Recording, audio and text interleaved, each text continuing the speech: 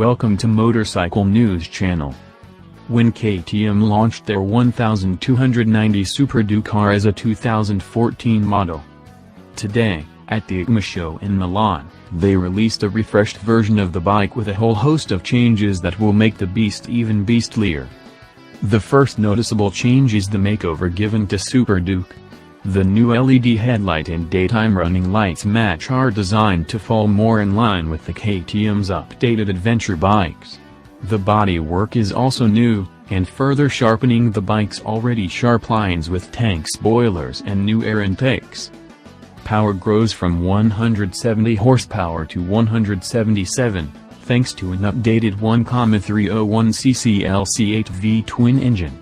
To refine the ride, KTM have shortened the velocity stacks 10 mm to broaden the power band.